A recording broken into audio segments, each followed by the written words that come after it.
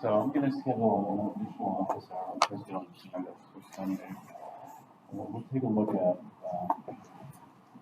emissions. So the properties of sodium and sodium ion differ. That's true. 14. Oxidizers take electrons. Is that true? Yeah, that's true. Oxidizers want electrons. 15. Nitrogen can lose a max of 4 or gain a max of 3 electrons. That's false. How would you correct that? It can gain 5? It can gain 3 is correct, but it could lose up to 5.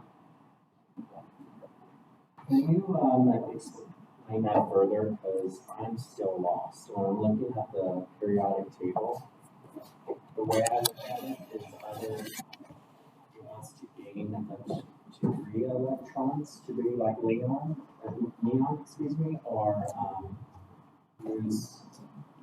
So yeah, it wants to go to 10 or 2. So in order to get to 10, it has to gain 3. In order to get to 2, it has to lose 5. Got it. Okay, I was looking. Yeah. So these are our target numbers. It has a hard time losing 5. So this is not easy. So you aren't going to have a nitrogen plus 5 monatomic ion. It has to be stable-wise with the oxygens, otherwise it just isn't going to happen. And so we see nitrogen in the plus 5. The most common species we see nitrogen in the plus 5 is nitrate. But nitrate is not so stable. Not like chloride. If you have chloride, that's pretty stable. But nitrate is unstable because it's a powerful oxidizer. It wants electrons because that high positive charge on nitrogen isn't so stable.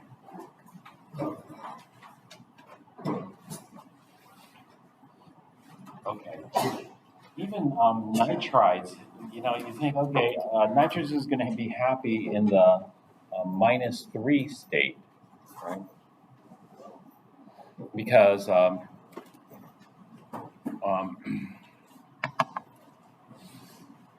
because it wants 3 electrons, but 3 electrons is actually quite a bit to gain. And so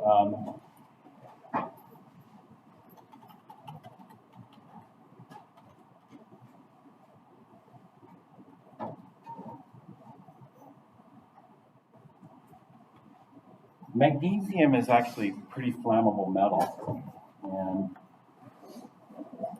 it's easy to burn. Do you know what they use magnesium, or they used to use magnesium? They used to use magnesium in these old flash bulbs for cameras, and you click it, and there's these little cubes, and then it burns a strip of magnesium and gives off a really bright white light. I'll demo that in lab, but let's take a look at this.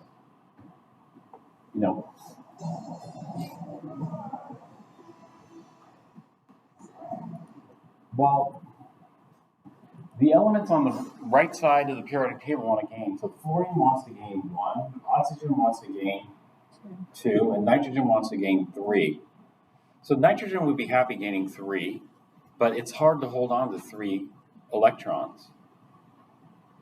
Oxygen has no trouble holding on to 2, but nitrogen has a little bit more difficulty holding on to 3. And so nitrides, oxides are fine, but nitrides are a little less stable, depending on what it is. Like there are some nitrides that are very stable, that have no problem holding on to it, but other nitrides aren't. And so one nitride that isn't so stable is magnesium nitride. Let's take a look at this.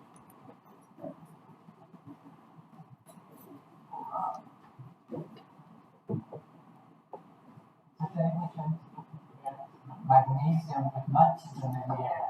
And this is an experiment which in one of our videos I said I had tried for 25 years in front of the students, and it had never worked. Out of the blue, I got an email from a viewer called Carsten in Germany who said he had a book of experiments in German and he told us how to do it.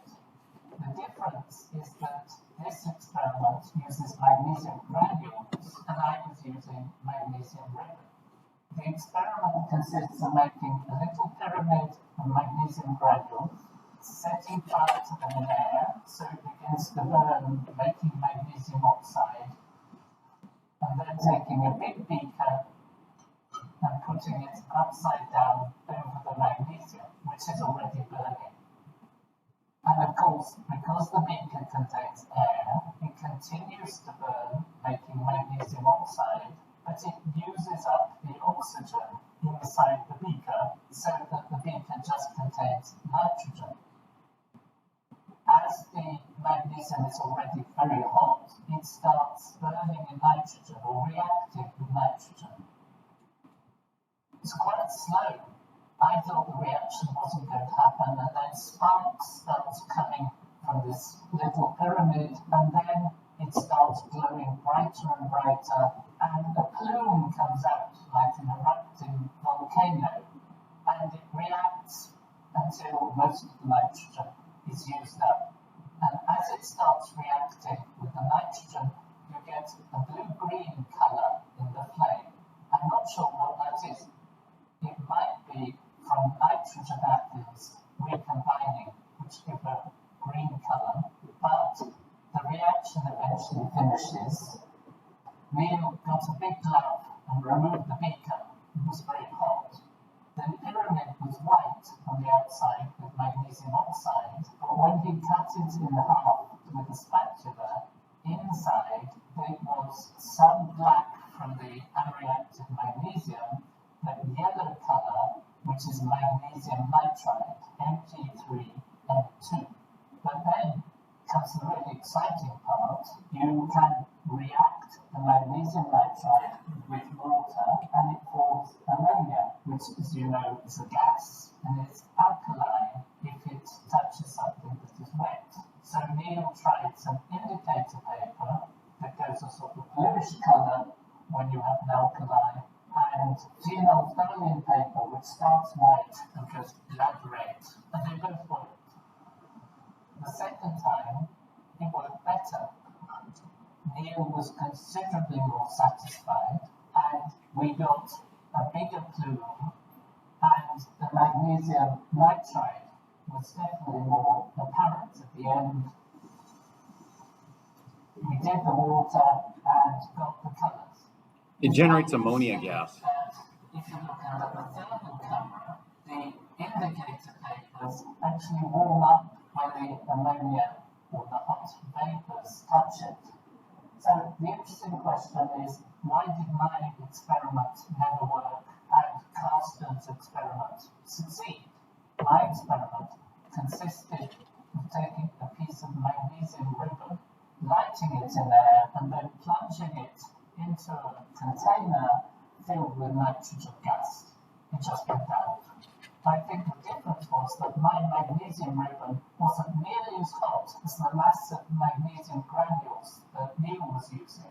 This is a reaction which has high activation energy. You need to put in a lot of heat to get it going, and I just didn't have the thing hot enough. There's the other chemical question. Why does magnesium ever react with nitrogen? Because N2 gas has the strongest bond that is known between two atoms that are the same. The Mn bond is very strong.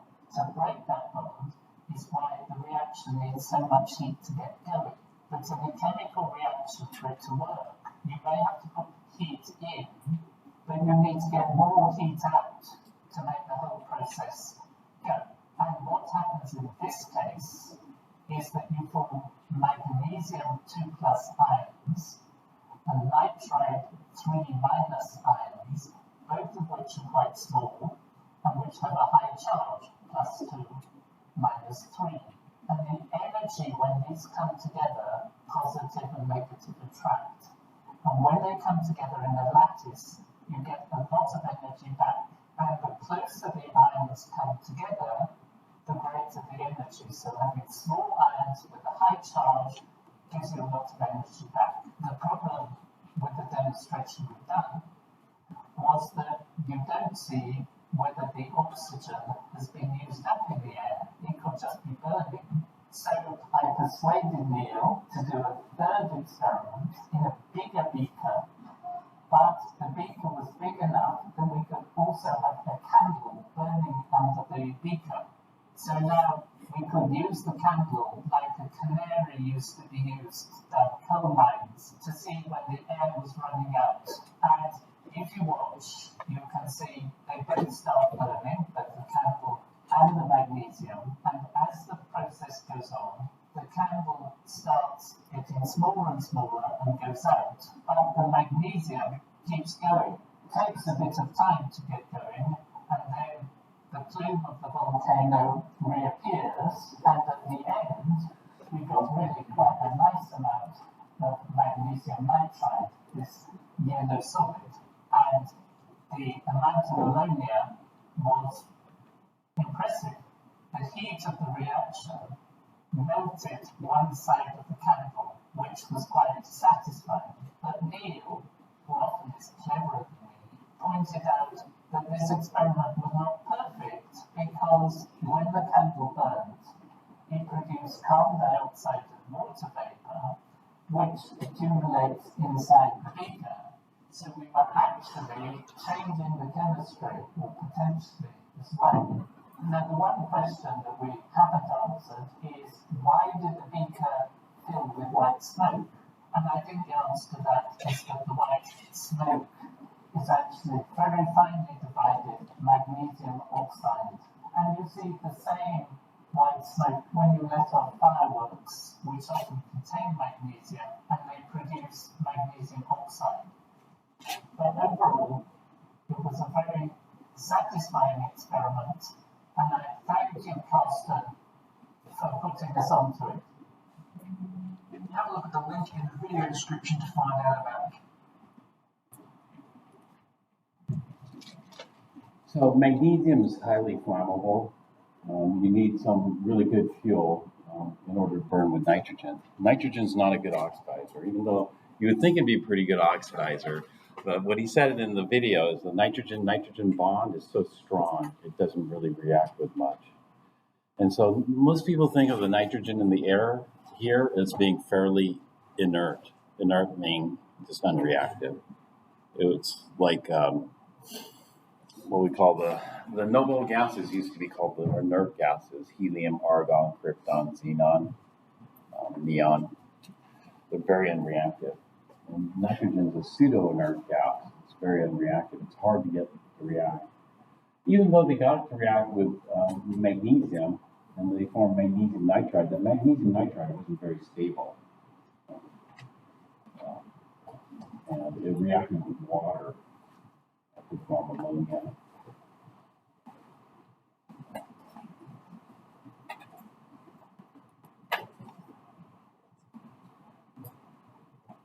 Okay, so that's a long answer to number 15. 16. Atomic theory originated from observations. That's true. What observations did it originate from?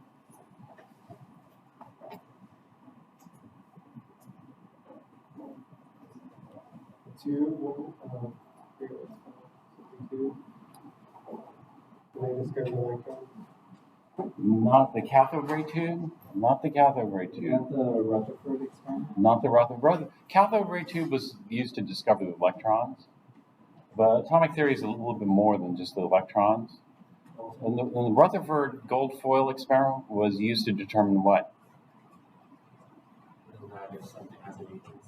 Yeah, the nuclear atom model was used to confirm the nuclear atom model versus the plum pudding model. J.J. Thomson. What observations led to?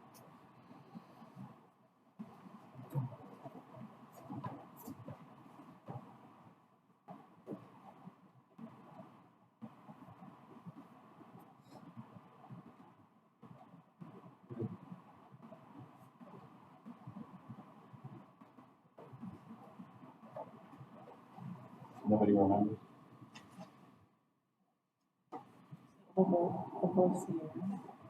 I'm sorry? Yeah. Conservation of mass. We'll see. to it. Remember Dalton's atomic theory? Mass is conserved.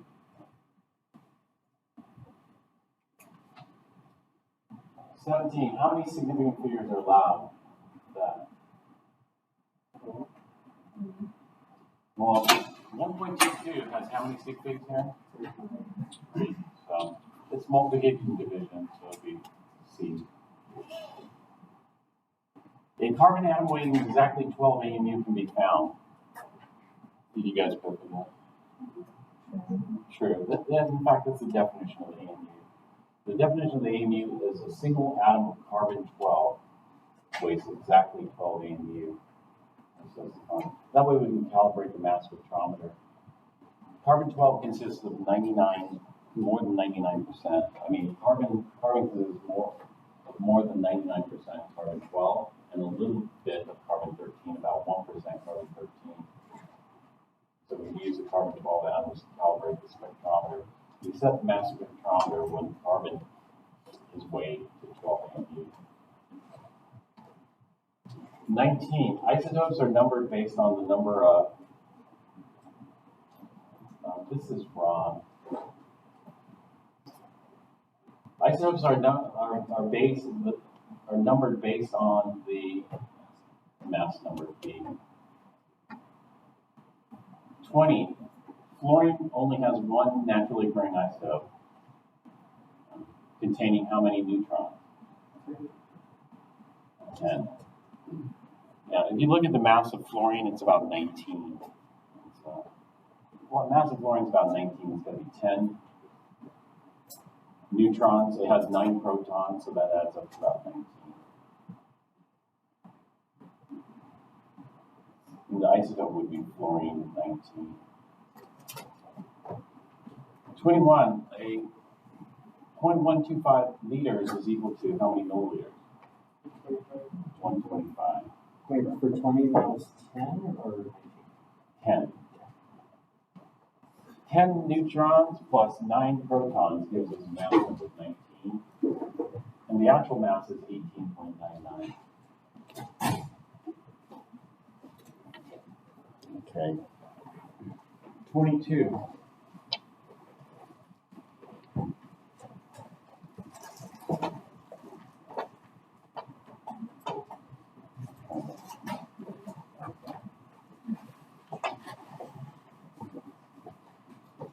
$8,923 grams is equal to how many kilograms? 8.923. 0.0561 grams is equal to how many milligrams?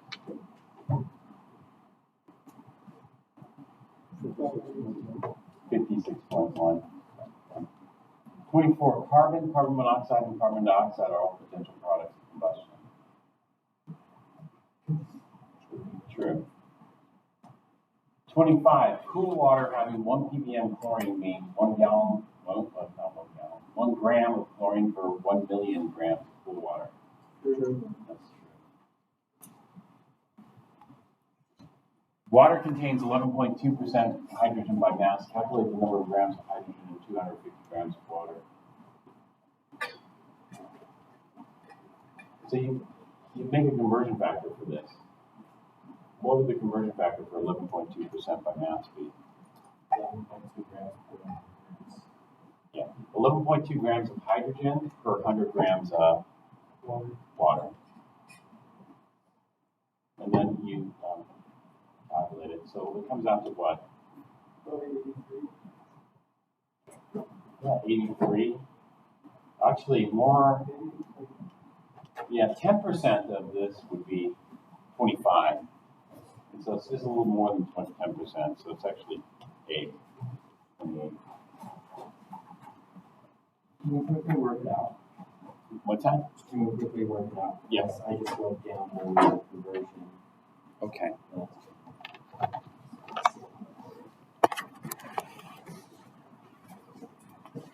So if we do 250 grams of water, and then we convert the percentage into a conversion factor, 11.2 grams of hydrogen over 100 grams of water. In this case, I use atomic hydrogen. I don't use diatomic or molecular hydrogen because we're not looking at hydrogen gas. Water doesn't contain hydrogen gas. It contains atoms of hydrogen bonded to water, and contains 2 atoms of hydrogen bonded to 1 atom of oxygen.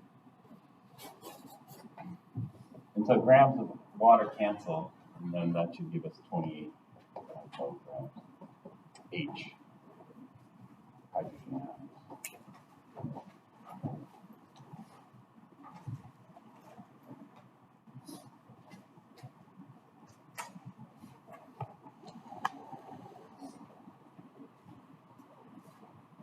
Okay, next, the density of gold is approximately, how many grams per milliliter? 20. This is more like memorization.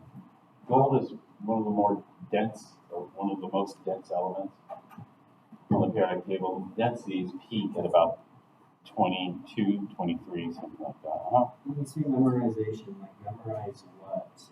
Like if I'm looking at the periodic table. You memorize densities, certain density ranges. Like one density you have memorized is water. What is the density of water? Yeah, it's about 1.0 grams per milliliter. Yeah. And then most metals metals are going to range. Aluminum is 2.7. You don't have to have these memorized, but it's 2. Most solids are like 2 to 3 times more dense than water. There are some solids that are a lot more dense, like iron, copper. Copper is like 9 times more dense. Silver, gold. Gold is 20 times more dense. Wood would be like half the density, maybe 0.5. Helium would be 1,000 times less dense, 0.001. Roughly. Air is about 1,000 times less dense too, 0.001. So how do you get 24 density of gold? As a reference point, you have certain reference points memorized. The reference point would be like this. Coming to school, what's the longest time, and what's the shortest time? If you, how long does it take you to get here? And you think, okay, the longest time it's taken is this. The shortest time it's taken is this. Those are reference points that you memorize. Otherwise, you say, okay, how long does it take to get to school? Oh, I have no idea. I have no idea how long it's going to take because, or you have some idea because you've memorized certain things. So this is what I mean by memorize. You memorize that, it takes me 15 minutes on a good day, or 30 minutes on a bad day, or something like that. And so we want a certain reference point. So if somebody asks you some density, the reason I ask is, remember, I'm going to give this back to you, but experiment 1, remember that? Experiment 1, you had to determine the experimental density of water. Do you know some people came up with a density of 454 grams per milliliter? That's about the highest density I've seen for water. So if somebody asks you, oh, how long does it take you to get to school? Oh, it's going to take me about 454 hours to get to school. Does that seem ridiculous? A little bit. People say some ridiculous things. They'll say, okay, the water is 454 grams per milliliter because they have no idea, what the reasonable range and density is. And so if I were to say to somebody, oh, I just determined the density of gold, and I got a density of 1.23 grams per milliliter. What would you think? 1.23? And they said, okay, do you want to buy it? I'll give you a special discount on it. And you go, no way, because that's not gold, right? Because gold is going to be, Couldn't you also take the mass from the mass of the water molecule and then compare it to the mass of the gold atom and find the ratio there? You could do that in the same volume. It's in the same, if you had an ounce, not an ounce, but if you had like a milliliter. If you use moles, they want to know a ratio. No. You can't, that wouldn't work because they pack together differently. They pack together, if they pack together the exact same, then that would work, but they don't pack together the same way.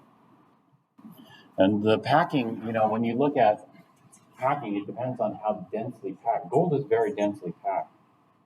And so there's very little empty space. When you pack up gold atoms, it's like this. Like this is not good packing. Whereas this would be good packing.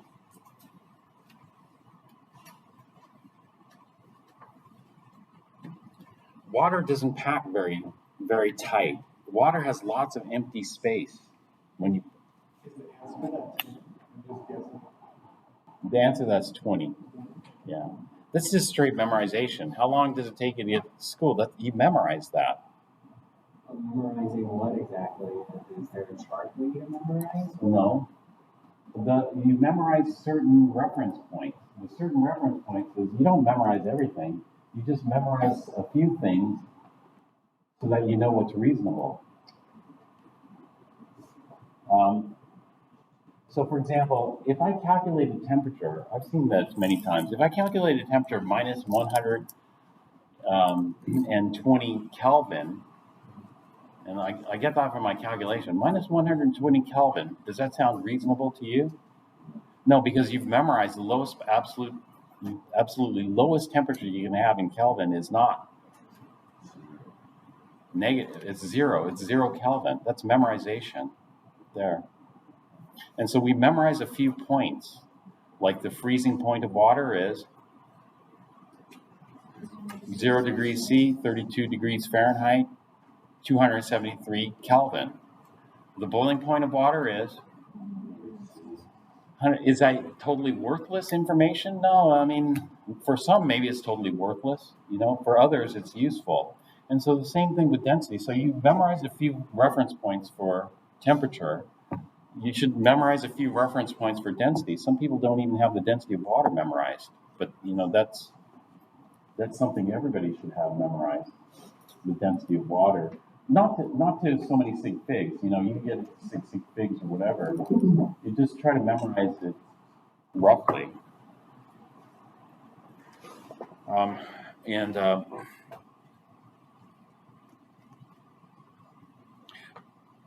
That's better than saying, oh, what's the density of gold? Oh, it's really high. But then, what is high density? If you ask somebody, well, it's really high. That's all I know. It's a high density, but is that 1,000? A million? What is high? And so this is why we have to do some memorization, unfortunately, even though memorization is not much.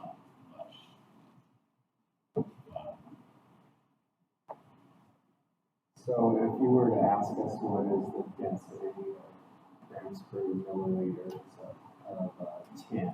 No. This is what I would expect. If you have some reference points, you're way better off than other people. Because you go, okay, tin, does that seem heavier than copper or less than copper? Does that seem heavier than aluminum or less than aluminum?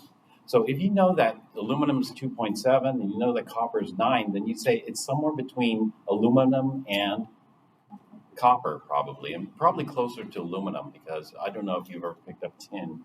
It's not very dense. And so you'd say, something maybe 3, 4, as a guesstimate. This is the reason you do this is because you don't always, sometimes you get asked questions and you just try to come up with a approximate answer, because you can't just say, okay, wait a minute, let me just look that up. If we look it up, what does it come out to?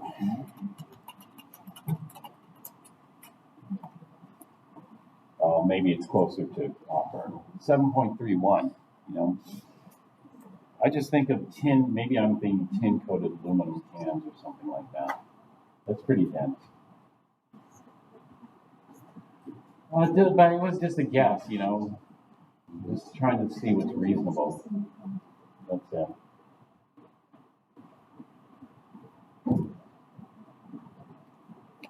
So the correct answer is D.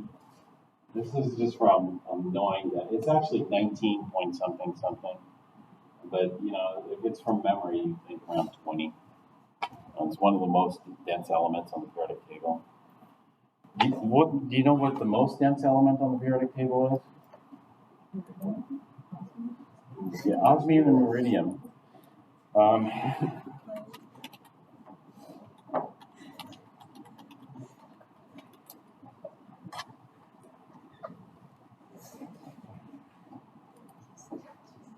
I guess osmium takes it.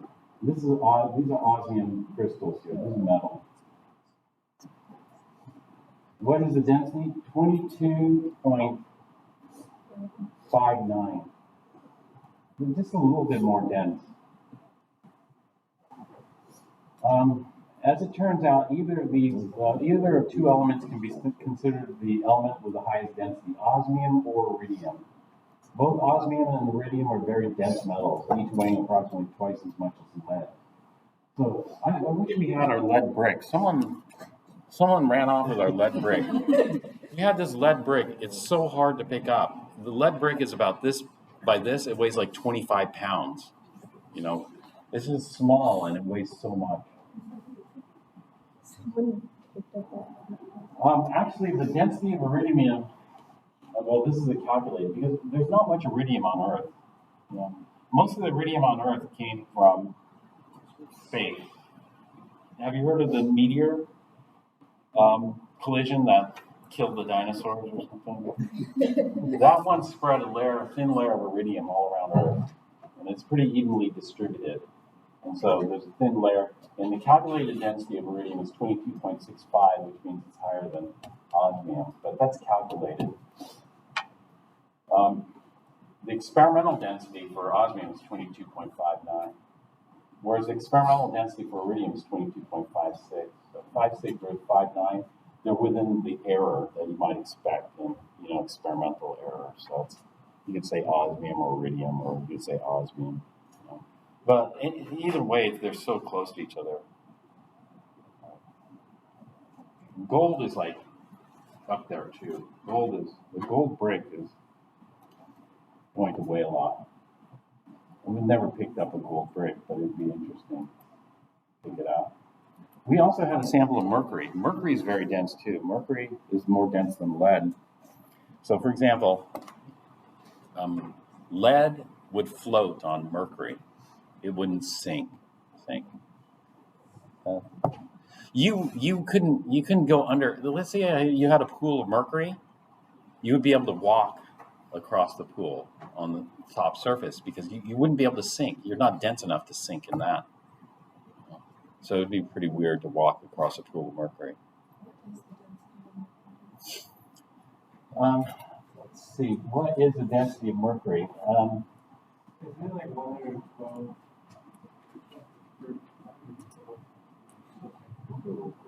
13.59. Not 100. Nothing's going to be that dense. It was like 112 pounds per gallon. Oh yeah, something like that. I don't know what problem that was. I think it's a problem. It was a problem on the test. 112 pounds per gallon. That, yeah, and in terms of pounds per gallon, yeah, then you're going to have high densities like that. Seemingly. But 13.59 grams per cubic. And then Lead B, okay. 11 something. 11.34. So lead would float on mercury. It wouldn't sink. We would float on. You couldn't even be able to put an impression in mercury. If you walked across the surface of mercury, because it's so dense. Although it might be hard to walk across because it's still a liquid. So I guess if you jump up and down, try to sink in a pool of mercury. Be interesting. So is there a pattern on the periodic table for densities? Yes, there is. There is a pattern on the periodic table for densities. The densities peak in the left side, or right side, or in the middle. In the middle. And so that pattern, do you already have a hypothesis for that pattern, or did you already hypothesize that the density is going to peak in the center? Maybe you already hypothesized that the density is going to peak in the center without seeing any observations. Like, the bigger they get, the more electrons they have, like the more space they take up, and the less, it's not actually getting more massive, just wider. Yeah, that's good. Like the heavy metals. That's why the heavy metals are heavy. We got a lot of electrons, protons, neutrons. And so you expect the heavy metals to be pretty dense.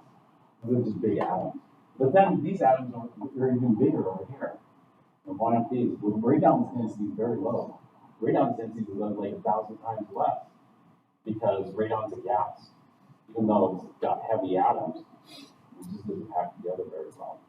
And so we come up with a hypothesis. That would be a hypothesis, but then we got to explain then, if you're using that as a hypothesis, then why isn't radon the most dense, out of this row? And so we got to look at all those factors and then look at all observations. It turns out the reason is because of how they bond together and how they bond together in the structure. That's a hypothesis for why it's most dense in the center, because you have the greatest amount of bond in the center. The lattice structure, you're saying that it seems like one of these lattices become more compact and more compacted?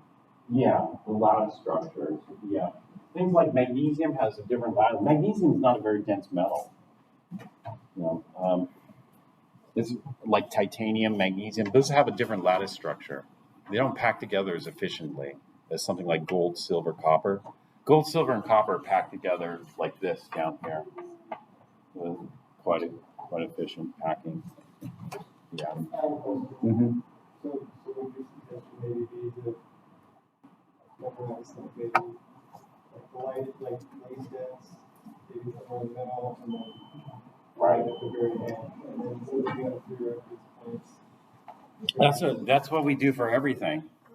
We do that. Well, that's what I do for everything.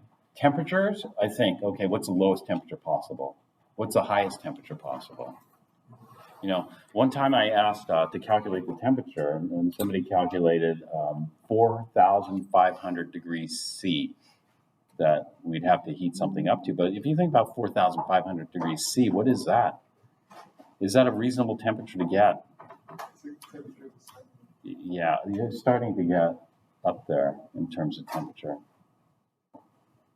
I mean, it is a possible temperature to get because the sun's temperature is very hot.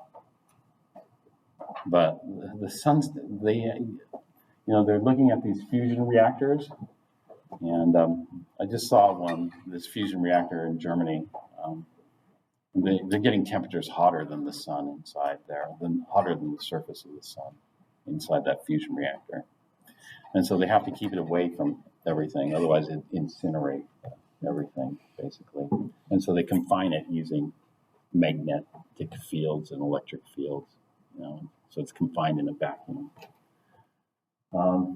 But they're talking about fusion. If fusion came along, then that would be great, because then that would support an electric economy. But right now, most electricity is made using coal, burning coal. Natural gas is a bit better than burning coal. It's a lot cleaner.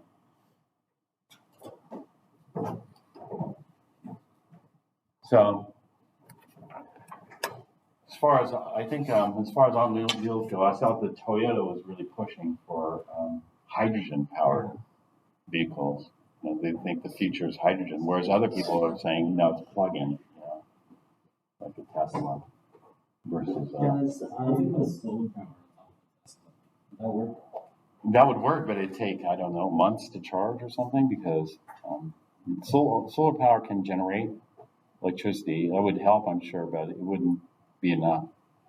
So, I just saw an ad on YouTube for a solar power company that made solar. It's like it was an ad saying like you want to buy a solar, but it's the first solar power. Wow, that's pretty cool. Well, there was a guy who attached to the trailer, and he had more than one solar panel, and it was radio. Maybe that could power like the auxiliary battery or something like that. I mean, solar power, you know that huge, if you go to Las Vegas, there's on the left, there's all the mirrors there pointing up to a tower. Yeah. That thing only lasted 3 years. Now it's already defunct. Did you know that? And so I don't know how much money they spent on that, but it was huge. And they don't even use it anymore because what they have is that one is like a solar heater, and so it heats some salt up there and melts it. But now they just put photovoltaics, and photovoltaics are much more efficient at generating electricity. There was an interesting thing where they were going to do something out in the desert with a whole bunch of photovoltaics, but and then supply electricity for Europe, but that was met with a lot of technical challenges. Oh, I'm sorry, Gabriel? Oh, yeah, so does density impact how it's going to melt? Like, the more dense something is compared to the less. Like, Sometimes it does, sometimes it does. Like osmium, iridium, platinum have extremely high melting points. There's a certain limit to how hot you can have, let's say, an electric oven. Electric ovens use a wire heating element, and so the maximum temperature has to be below the melting point of the heating element, the wire heating element. And so most electric ovens will have a maximum temperature not that high, under 1,000 degrees C. Platinum, you can buy electric ovens with platinum heating elements, and those melt. Platinum melts at 1,600 degrees C. And so you can get to temperatures close to 1,600 degrees C. I used to use a platinum oven. There's so much platinum in that oven. I can't imagine it was expensive back then, but it must be just astronomically expensive now. I wonder if it's still there. But probably, hundreds of thousands of dollars worth of platinum in that oven. you said there was a furnace or something that had platinum. Yeah, that's what I use, a platinum furnace. Versus like a gas-fired furnace. Electric ovens are easier to control than gas. But lead doesn't have a very high melting point, even though lead is very dense. And then mercury has an extremely low melting point. The melting point for mercury is below room temperature. You have to get it really cold to freeze mercury, really cold. So mercury is kind of a weird one, extremely dense. In the liquid, it'll pack together like this, except there's translational motion. And so there are other factors in there. And so what we do is we take as many observations as possible to come up with some kind of hypothesis as to why melting points behave in this way or that way. That's the standard scientific thing. It's hard to come up with a hypothesis because we don't know all the observations. And things can have multiple factors influencing them. 28. Gases and liquids are compressible.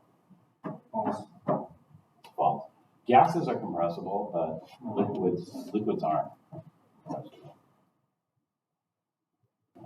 Or very negligibly compressible.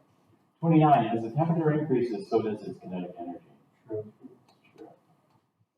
Air is a compound. Distillation is a chemical separation technique that can be used to separate hydrogen from oxygen and water. Yeah, so how would you separate that by filtration? No. Don't you use Filtration and distillation are physical methods. Physical methods can separate mixtures, but they can't separate the elements in a compound. We have to use a chemical method. Which is, What about electrolysis? Electrolysis. Do you guys remember the 9-volt battery? drop 9-volt battery. If you drop it into pure water, it doesn't work very well. We need some electrolytes in there to help with the charge. So if you have like salt water, it works okay. Or some acid in there, works. Okay, so some people put a little bit of sulfuric acid in, and then you can electrolyze a lot easier. Sulfuric acid is hard to come by. Salts are fine. You can use salt. So will it be chemical separation, electrolysis, and what else? Electrolysis and then other chemical reactions. Electrolysis is big in metallurgy and refining metals. You know, a lot of metals don't occur in pure form. Gold, silver, and copper occur in pure form. So you can go out in the Arizona desert and find crystals of copper metal. I had a student. Did I tell you this? I had a student that went up, in the canyon. I guess are you familiar with the bridge to nowhere up in the mountains up here? The student went up there to go pan for gold, and actually, he's quite successful. I don't know how many hours he spent, but he came back and showed me how much gold he collected, and it was maybe about a couple of ounces of gold, just as a side hobby. An ounce of gold is what, almost $2,000 now? Yeah, it's like 1,800. Yeah.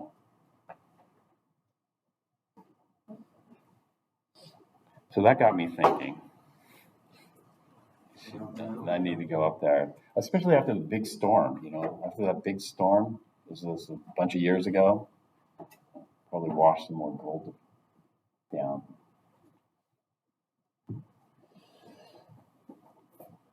"32. Homogeneous matter is always pure." Well, like air, the air in this room is homogeneous or heterogeneous? Homogeneous. Is it pure? No. Pure means fixed composition. It's a mixture. It's a mixture of nitrogen and oxygen. In fact,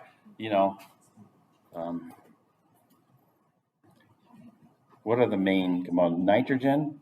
This is why they were burning the magnesium in air. Oxygen is a much better oxidizer, so oxygen is going to react first. But once all the oxygen is gone, then the only oxidizer that's left is nitrogen. Nitrogen is not a very good oxidizer compared to oxygen.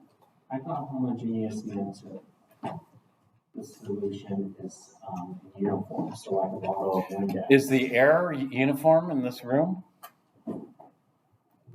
Or how about tap water? Does tap water look uniform or does it look heterogeneous?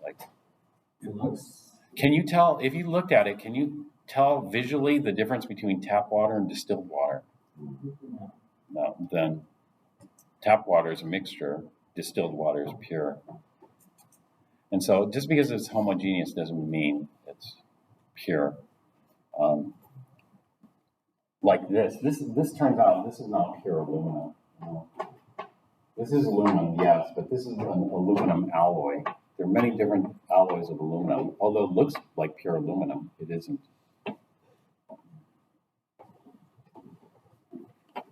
So then it would be true? It's always pure? No, it's false. It's false. Homogeneous matter is not always pure. Sometimes it's a mixture. And therefore, how can you tell if it's pure or mixture? You try to separate it using physical methods. So with the water, one of the experiments that we used to do with water is to measure its hardness. So what we do is we get a beaker of water, weigh it, and then boil off all the water, and then weigh all this crud that's left over, the salts, whatever else. And then we can get a percentage hardness of the water, how many minerals are dissolved in the water. And so we try to separate it into pure substances by using physical means like distillation. Distillation is a great one to try to purify things. Filtration, etc. So physical means are used to separate mixtures into pure substances. But sometimes it's too hard. I'll give you an example of when it's too hard. I don't know if anybody remembers this. It has to do with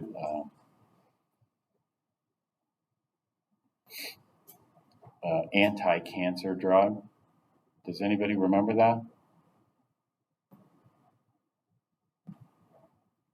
It's not easy separating out mixtures.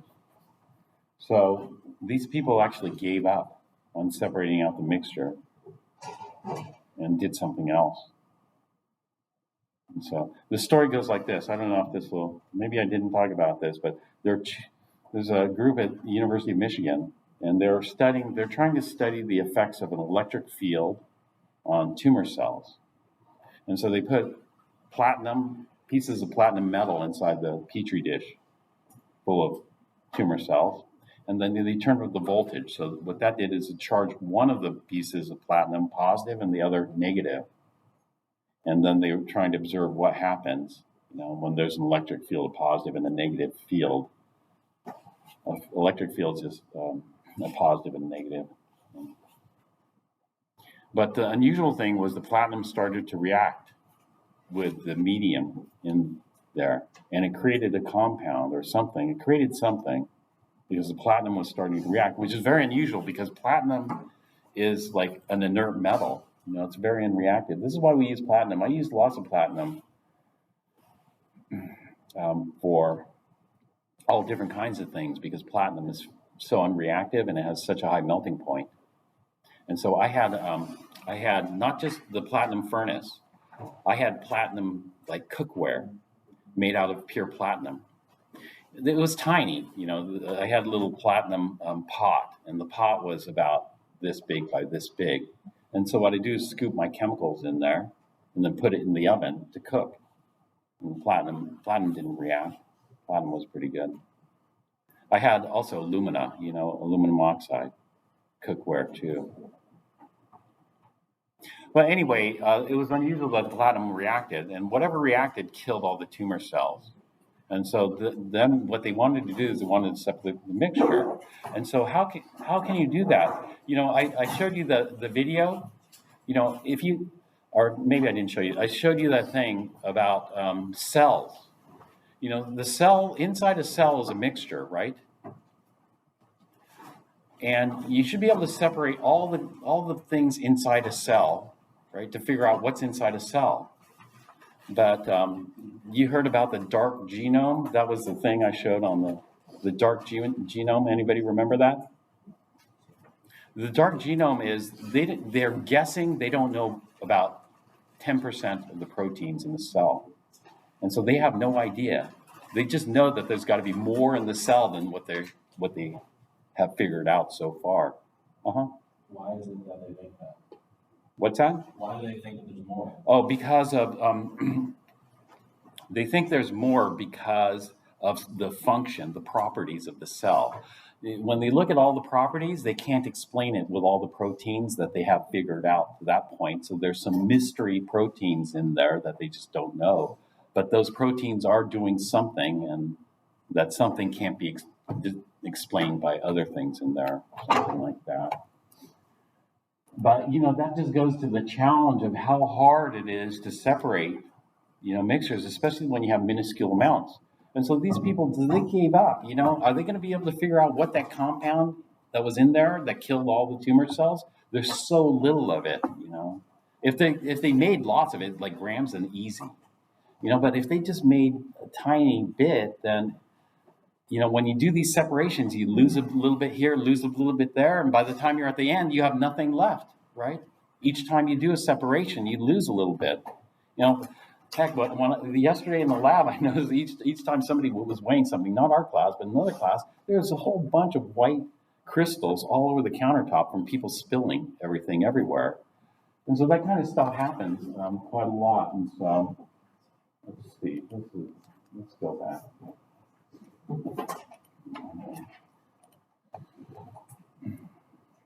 So I talked about the dark genome briefly.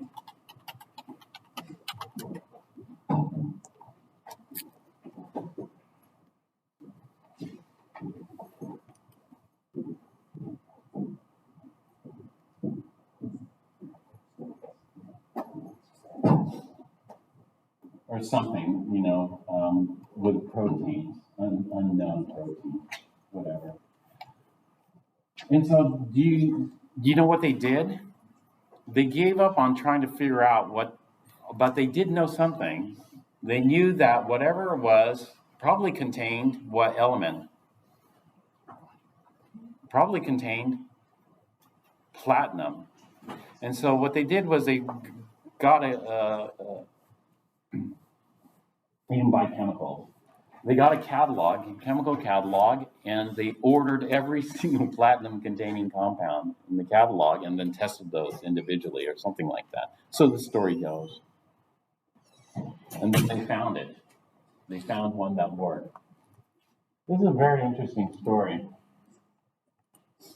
And so the drug that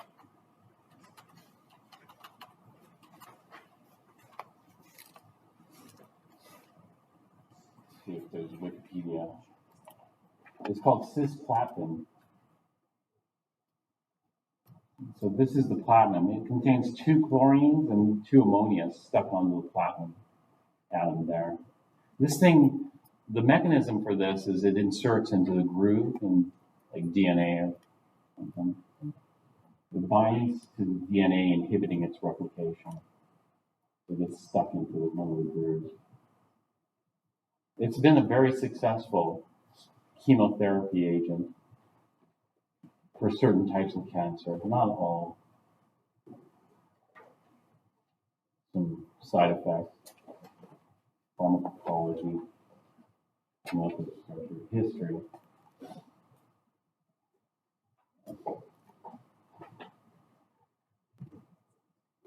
So the story of cisplatin.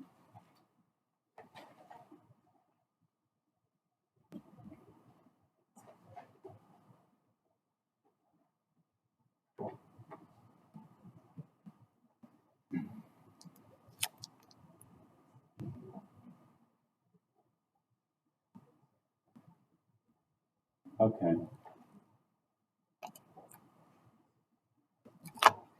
Sodium chloride is a molecular compound.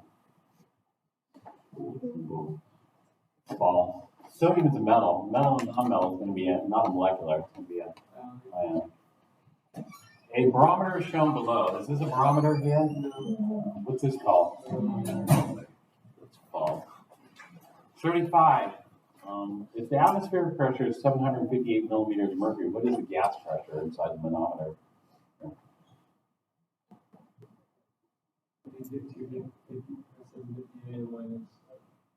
Let's see. 255. This is C is the correct answer. C.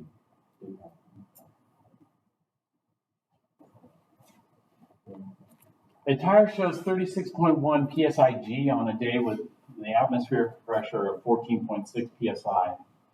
What is the absolute air pressure in the tire?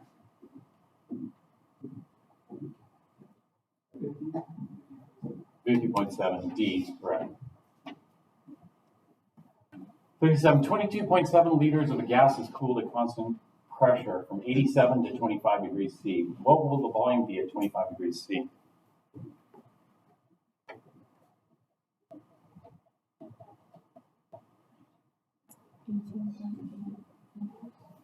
18.8 liters? Yeah. Is that what you guys got?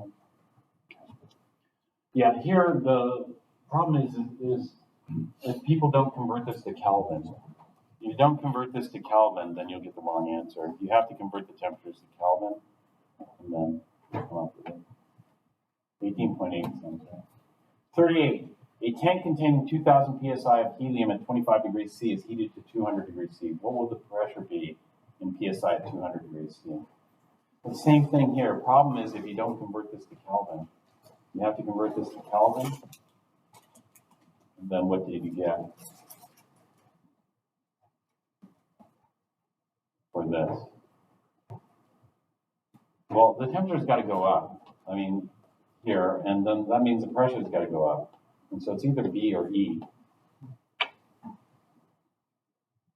Got B. You got B. B is correct.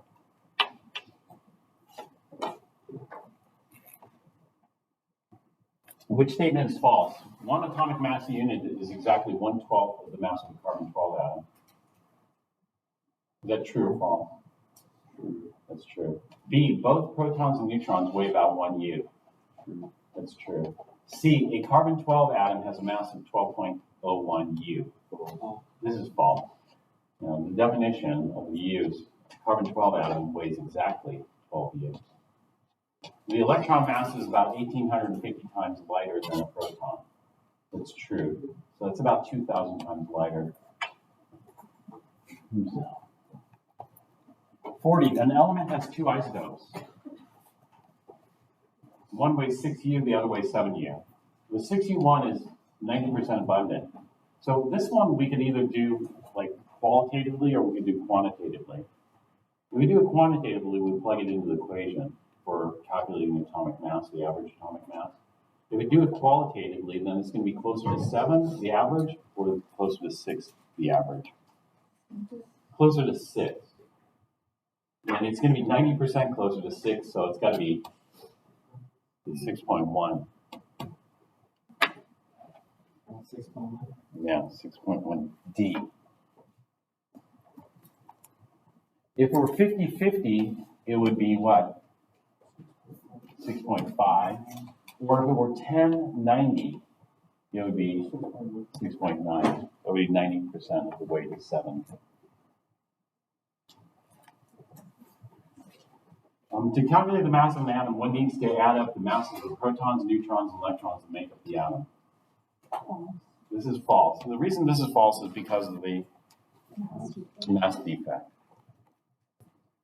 42. Carbon-13 contains, well, carbon is element number 6, so that's going to have 6 protons.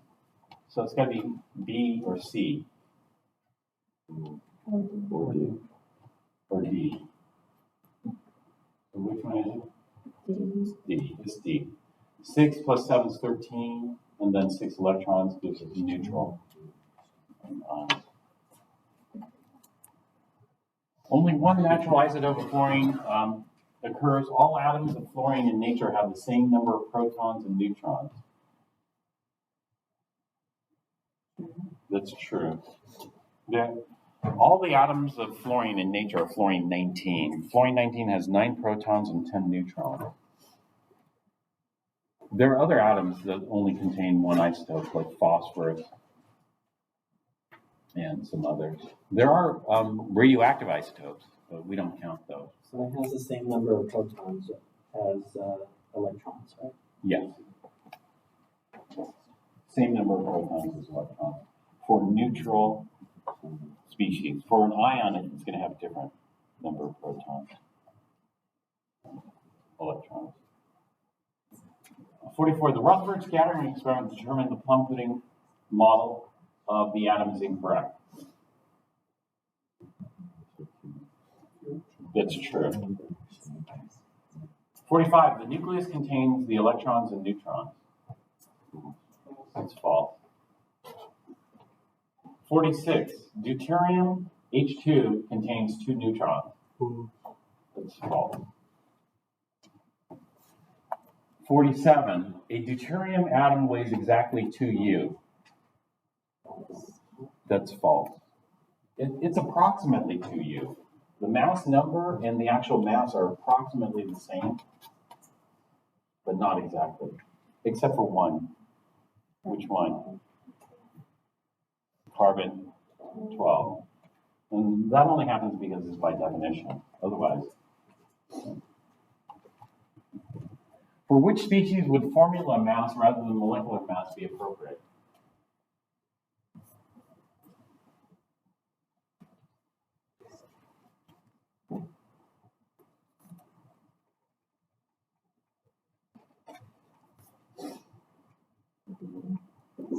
B, yeah. A, C, and D are molecular compounds, all non-metals. Non-metals, non-metals, non-metals. This is metal and non-metal, so this is an ionic compound. Ionic compound does not form molecules, it forms an ionic lattice. So most ionic compounds are solid. In fact, all ionic compounds that you're going to deal with are solids. They form a lattice. But these molecular compounds could be gases, or liquids or solids. 49, deuterium H2 is 0.0115% abundant, which means we have 0.0115 grams of deuterium for every 100 grams of hydrogen. Is that true, or is that true? Percent natural abundance isn't by mass. The percent natural abundance is by how many strike the mass spectrometer. You have to know how the mass spectrometer kind of works. I don't know how these add here. Go back here.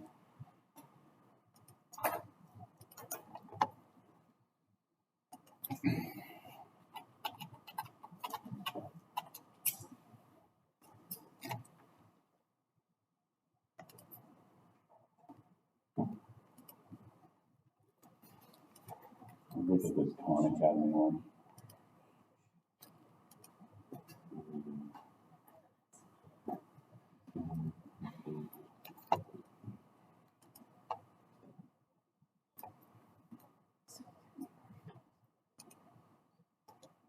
Let's look at this one. Oh, so if you have, let's say you had 100 atoms here. And those 100 atoms are going to distribute themselves based on their mass. And so the heavier ones are deflected less. So the heaviest one will be over here. The lightest one is going to be deflected more in a magnetic field. Magnetic field is going to be north and south. So it's charge ions. And so what happens here is that the percent natural abundance is come by how many atoms strike. So let's say 80 out of 100 strike here, 10 out of 100 strike here, 1 out of 100 strikes here, and 4 out of 100 strikes there or something. Then that's going to be the way we're going to determine it based on the mass spectrum. Let's see. And so we'll just see the number of strikes here versus the weight. And so it's the percent natural abundance is not by mass. Percent natural abundance is by number, how many hit there. And so what this needs to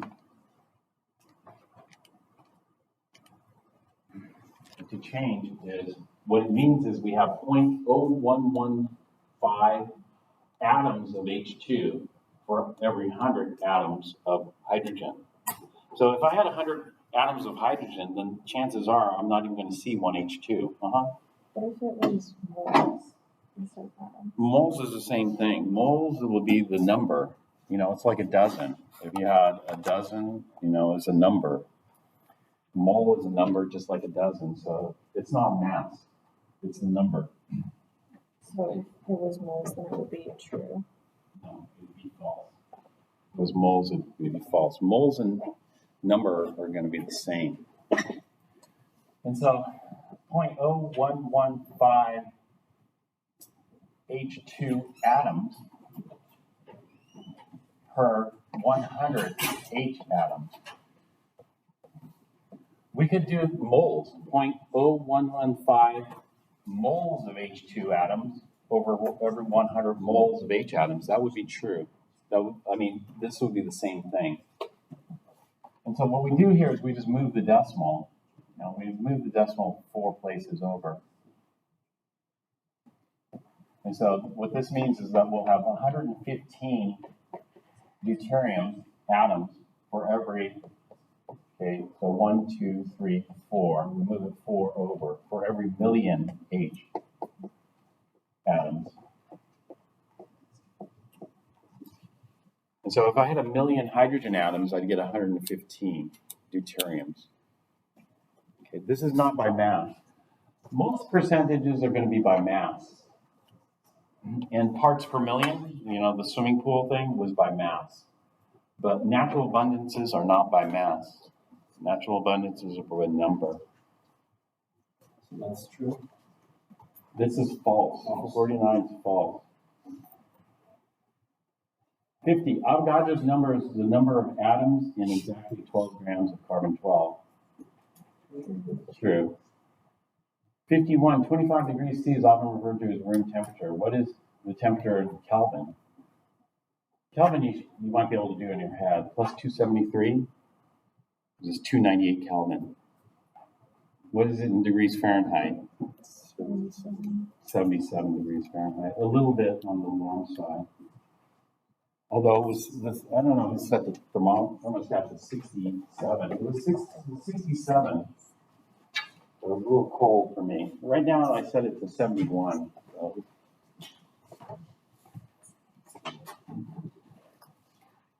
Calculate the number of pounds of mercury in 1 gallon of mercury liquid. What do you guys get? 113 pounds per gallon? Is that what others got? Okay, 113 pounds per gallon. You know how much a gallon of water weighs, roughly? 8 pounds per gallon, roughly. Mm-hmm. Going back to 51, the way I look at it is this room temperature has 2 sigfigs. Is it a definition? No. Room temperature, there's no such defined room. This is just what's commonly used. I don't know who picked this, but there's no definition that room temperature varies. So when you're adding, if you're going by the rules of sig figs for 25 plus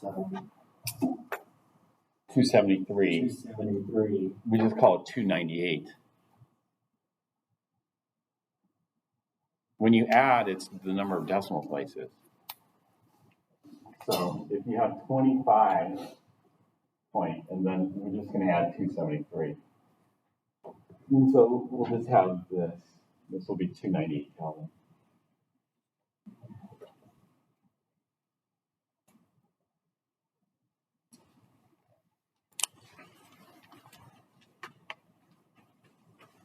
So temperature can impact certain things.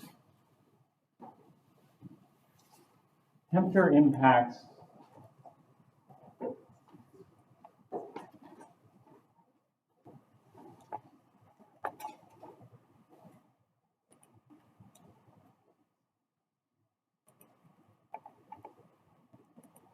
so when we look at tables,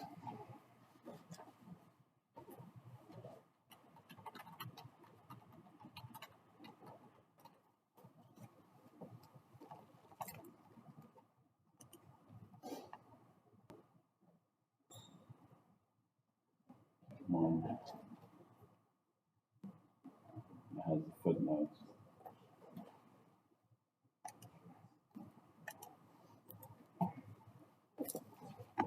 Since temperature can impact certain things, we have to pick a temperature. And so if you have a table like this, it's going to depend a little bit on the temperature. And so what temperature do you want to pick? Do you want to pick absolute zero? No, that would be ridiculous because nobody could work at absolute zero. Do you want to pick 0 degrees C? No, 0 degrees C would be terribly inconvenient. And so what do you want to pick? You want to pick something that's close to room temperature. Well, what's close to room temperature? Well, what is room temperature? Well, room temperature is 25 degrees C. So this is some arbitrarily picked, somebody decided room temperature is 25 degrees C. So all our tables are for 25 degrees C. So if you read that table, it's at 25 degrees C. This table's at 25 degrees C. All the tables are, data from observations taken at 25 degrees C.